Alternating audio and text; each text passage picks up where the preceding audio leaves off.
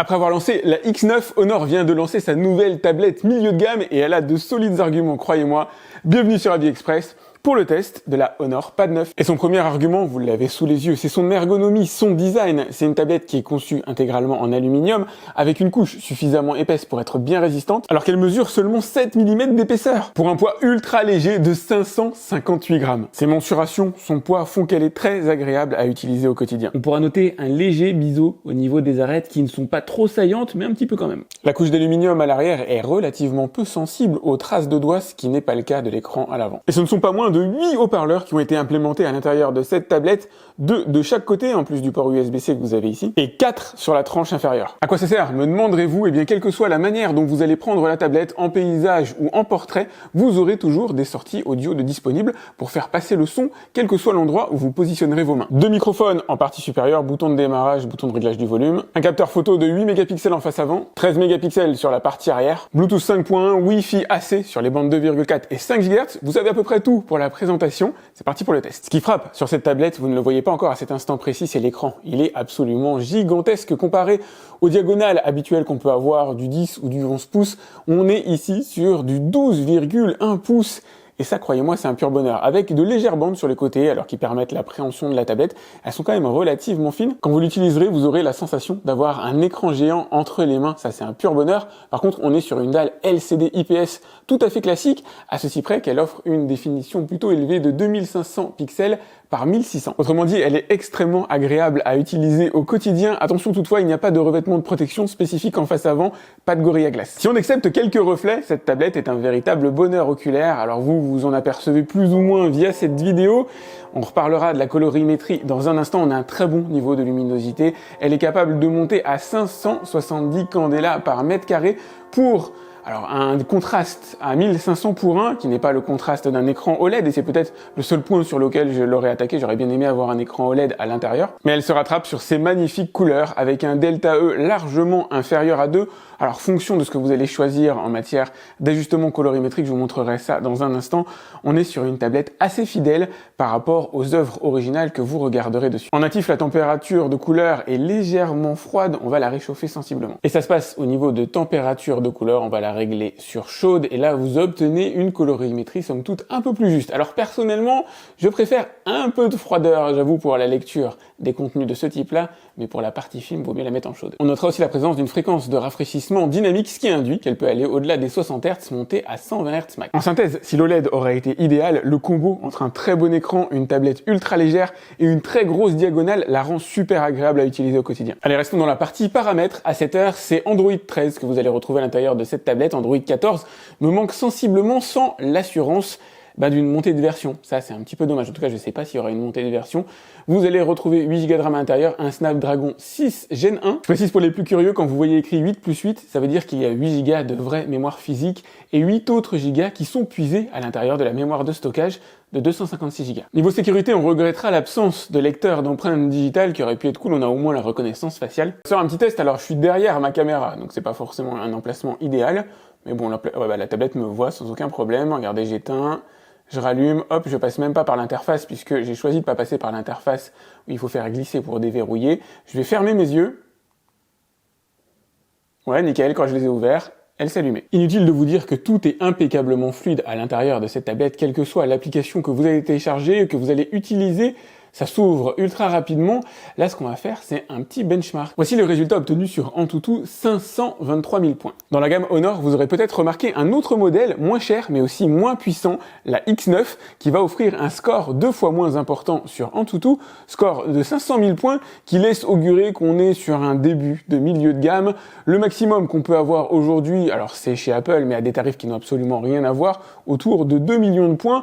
Le minimum, entrée de gamme, on sera autour de 100 000 points. Un score, c'est bien, mais ça ne vous dit pas ce que vous allez pouvoir réellement faire avec cette tablette. Donc on va se lancer Netflix et on va commencer par la partie vidéo. Netflix qui tourne absolument sans aucun problème en Full HD et en 4K. Attention à toutes fins utiles, je vous rappelle qu'il s'agit d'une tablette 2K et non 4K. On va se lancer aussi un petit Molotov comme ça pour le plaisir.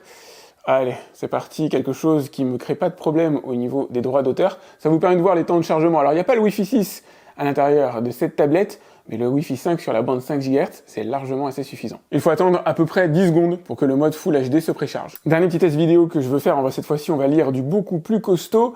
Je vais aller sur mon réseau et on va lire des fichiers en 4K. On va commencer modestement, si je puis dire, par du Full HD. Full HD encapsulé en MKV encodé en H264, un fichier de 18 Go qui transite exclusivement par le réseau Wi-Fi, et ça passe, comme vous pouvez le voir, sans aucun problème. Cette fois, pour une question de droit d'auteur, je biaise un peu l'image. Vous êtes sur un fichier 4K en H265, toujours encapsulé dans du MKV, fichier de 60 Go 10 bits, et ça passe encore une fois sans aucun problème, et ça, c'est ce que j'ai de plus costaud. Enfin non, j'ai de la 8K, mais ça c'était utopique. Autrement dit, la Honor Pad 9 est parfaitement en mesure de lire n'importe quel type de flux vidéo, quelle que soit la source d'application, que ce soit du Netflix, du Prime Video, ou des fichiers beaucoup plus costauds, là transitant par VLC directement par mon réseau. Ça va sans dire aussi d'une certaine manière, mais l'intégralité des applications fonctionne. Vous avez accès au Play Store, quelle que soit l'application que vous allez télécharger, elle fonctionnera. Reste les jeux vidéo. C'est la partie sûrement la plus difficile pour une tablette. Et on va se lancer un petit Genshin Impact. Il s'agit d'un des jeux vidéo les plus costauds, téléchargeables directement sur le Play Store. Jeu qui fait quand même 30 Go à télécharger, qui tourne de manière relativement fluide. C'est pas totalement parfait non plus. Il pourrait y avoir un peu d'amélioration. On n'est pas dans la définition la plus idéale que j'ai pu avoir jusqu'ici de ce jeu vidéo. On n'est pas sur une tablette réellement de gaming à proprement parler, mais dans l'absolu, vous pouvez quand même participer à l'aventure dans des conditions tout à fait honorables. Là, ça va être chaud. On va se faire un petit Fortnite. Alors, je vais aller voir dans les paramètres graphiques. Je vais pas y aller trop violent, quoi qu'il est mis sur Epic. Ce qui est assez étonnant, c'est les réglages de base. Je vais afficher le nombre d'images par seconde, appliquer. C'est très étonnant, parce que même en chute libre, je suis à 30 FPS, quasiment systématiquement stable. Vous pouvez voir le chiffre affiché là-haut. En règle générale, en chute libre, avec ce genre de tablette, je vais plutôt avoir des baisses d'images. Là, voilà, je suis tombé à 25, mais ça reste quand même relativement modéré. Le jeu va être, à mon avis, totalement jouable, sans souci, et au pire, vous dégradez légèrement les graphismes en passant par le petit onglet que je vous ai montré tout à l'heure, et ça suffira amplement pour vous permettre de jouer dans de bonnes conditions. Elle est bluffante cette tablette, parce que je me doutais qu'au niveau applicatif, vous pourriez faire tourner 99% de ce qu'il y a aujourd'hui sur le Play Store, et encore je dis 99%, c'est plus que ça, mais niveau jeu vidéo, elle tire quand même pas mal son épingle du jeu. Genshin ne tourne pas dans sa capacité pleine en matière esthétique, c'est peut-être le jeu le plus difficile disponible aujourd'hui sur tablette, mais Fortnite, PlayerUnknown's Battlegrounds, tout ça fonctionne sans aucun problème. Alors les Clash of Clans et compagnie, ça tournera bien sûr sans souci. Niveau batterie, il y a un modeste 8300 mAh à l'intérieur de cette tablette, mais il ne faut pas oublier qu'elle ne fait que 7 mm d'épaisseur pour 550 grammes, et vous allez trouver des options qui vous permettront d'accroître sa durée de vie, alors en tout cas en fonction de ce que vous choisissez, le mode performance ou le mode optimisation. Tout ça ne nous dit pas ce que vous allez pouvoir réellement en tirer. Je vais vous donner un cas d'utilisation concret en lecture vidéo, de la vidéo Full HD avec un niveau de luminosité réglé sur médium. Vous allez pouvoir avoir un temps d'écran de 10 heures. C'est pas énorme par rapport à la concurrence. On va trouver des tablettes aujourd'hui beaucoup plus costauds. Comme je vous le disais, c'est justifié par rapport à son facteur de forme, par rapport à son poids, mais j'aurais aimé quand même un petit peu plus d'autonomie. Au niveau du Wi-Fi, si j'aurais bien aimé avoir le Wi-Fi 6 à l'intérieur de cette tablette, le Wi-Fi 7 est un peu utopique. On aura quand même les bandes, alors bon, 2,4 ça c'est classique, mais 5 GHz du Wi-Fi AC qui permet de télécharger, alors pour l'instant, à peu près 40 mégaoctets par seconde. Alors c'est pas énorme sur une connexion fibrée évidemment, mais ça dépend des serveurs disponibles là pour le coup pour télécharger Asphalt 9. Donc je suis à 40 mégaoctets par seconde, mais en théorie, elle doit pouvoir monter à 100. Dans tous les cas, vous serez à l'aise. Si vous avez un bon réseau à la maison, idéalement fibré, il n'y aura aucune saccade en lecture de vidéo, et vous allez télécharger les jeux et les applications quand même assez rapidement. Ce que je regrette, c'est qu'il n'y a pas, alors à minima de 4G, mais de slots 5G disponibles à l'intérieur de cette tablette. Ça aurait été un véritable plus. Là, ce qu'on va faire, c'est tester la partie photo-vidéo. Je vais commencer tout simplement par vous montrer l'interface. Alors là, vous êtes sur le capteur principal de 13 mégapixels.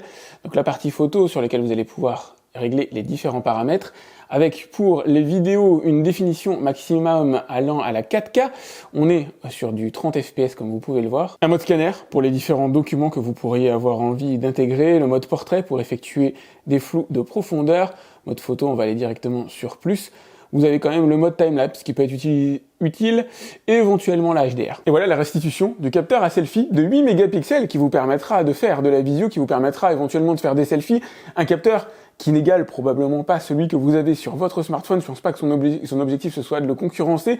Son objectif pour moi, c'est de faire de la visio de temps en temps dans des conditions un peu plus confortables avec un grand écran, mais dans l'absolu, restez effectivement sur le capteur à selfie de votre smartphone si vous voulez faire de belles photos. J'ai un peu fourché. Je vais vous donner maintenant mon avis subjectif sur ce que j'aime et ce que j'aurais amélioré. Ce que j'aime principalement, c'est qu'elle donne envie d'être utilisée et à plus d'un niveau. Son facteur de forme, sa légèreté, le fait qu'elle ne fasse que 7 mm d'épaisseur, elle est très agréable en matière de prise en main avec un très grand écran et ça, c'est pas à sous-estimer. Quand vous avez une tablette de 12 pouces en face des yeux, eh bien vous sentez la différence même par rapport à une tablette de 11 pouces, même par rapport à sa concurrente de chez Xiaomi. Ici, vous avez la sensation d'avoir un très grand écran à l'intérieur des mains et ça c'est vraiment cool. J'aurais préféré bien sûr avoir une dalle OLED, mais la dalle LCD IPS à l'intérieur avec sa très bonne définition, sa bonne fréquence d'utilisation et surtout sa très bonne colorimétrie fait que c'est une tablette que vous avez envie d'utiliser au quotidien, notamment pour la lecture de films, alors que ce soit visualiser des contenus écrits, mais aussi des contenus vidéo, quelle que soit la plateforme, elle sera en mesure de tout lire, du Full HD ou de la 4K dans de parfaites conditions. Niveau puissance, vous allez quasiment pouvoir tout faire avec cette tablette. 99% des contenus sur le Play Store vous sont accessibles au sens où même un jeu comme Genshin Impact qui va consommer énormément de ressources sera tout à fait jouable dessus, mais pas dans les meilleures conditions. Un hardcore gamer ne se tournera pas vers cette tablette évidemment pour jouer aux jeux vidéo, mais virtuellement, elle est capable de tout faire. Vous l'avez vu d'ailleurs, je vous l'ai montré. Même Fortnite, qui m'indiquait ne pas être recommandé pour cette tablette, tourne dans des conditions tout à fait honorables. Couplé à du bon son, que ce soit pour les films ou pour les jeux vidéo, avec ces 8 sorties audio qu'il m'est difficile de vous faire ressentir, mais on a du bon son à l'intérieur de cette tablette. Ils ont vraiment fait, on va dire, un bon travail pour la partie audiovisuelle. Ce qui me déçoit un peu, c'est l'absence de Wi-Fi 6, ça aurait été un véritable plus. C'est une batterie à 10 heures. Alors 10 heures d'autonomie, c'est honnête. Au moins, vous n'aurez pas à la recharger tous les jours comme vous le feriez avec un smartphone, mais par rapport à la concurrence, effectivement, elle se trouve un petit peu en retrait. On n'a pas de stylet dessus, mais il y a quand même la possibilité de brancher un clavier fourni, si vous le souhaitez, je crois, autour de 99 € directement par Honor. Voilà une tablette que je vous recommande clairement à mettre éventuellement en balance avec la X9. Je vous mettrai le lien pour aller voir leurs tarifs directement dans la description. La X9 est un peu moins chère, mais elle a aussi un moins grand écran, elle a moins de puissance, vous donnera peut-être moins de latitude, notamment pour les films, elle sera plutôt orientée sur du Full HD, moins de jeux vidéo évidemment, mais ça dépend de l'utilisation que vous allez en avoir. Donc ça vaut le coup, allez jeter un petit coup d'œil directement au lien que je vous ai mis dans la description. Pensez à liker cette vidéo, c'est important pour moi, à vous abonner à ma chaîne si c'est pas déjà fait. Si vous avez des questions concernant cette Honor Pad 9, vous pouvez me les laisser directement dans les commentaires de la vidéo YouTube. J'essaie de répondre à tous mes abonnés. Quant à moi, je vous dis à très vite pour un autre test sur AviExpress. Salut!